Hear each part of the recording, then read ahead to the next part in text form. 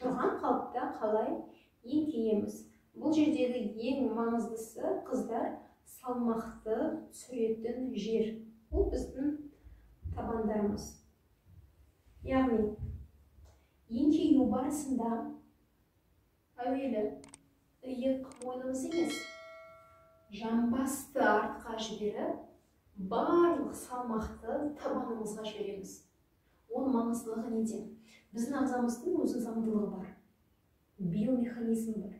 Егер де біз салмақты табанға емес, аяқтың ұшына түсіретін болсақ, ол кезде денеміздің артқы топ бұлшық еттерінің барлығы істен шығады, жұмыс жасамайды. Сонда барлық салмақ омыртқаға келіп түседі. Егер де сіз осы қалыпта, осы қалыпта тағы да жұмыс жасайтын болсаңыз, ол кезде омыртқаның травматизациясын еселеп арттырасыз. Қалай? Жаңа айтып өткендей, иілімдер жойылады, ол дисктердің қысылуына алып келеді.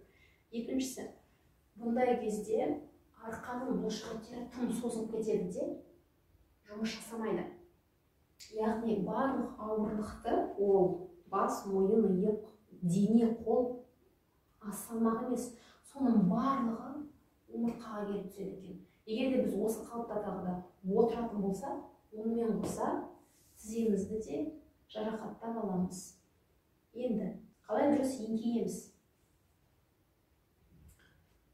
Жамбасты артқа жібереміз, салмақ табанда,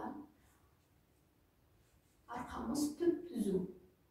Осы күйде ісімізді атқарамыз. Баланы шомылдырамыз, макош, ыдысты осылай жуамыз. Бірақ сырттан қарағанда бұл әдемі болып көрінбеуі мүмкін.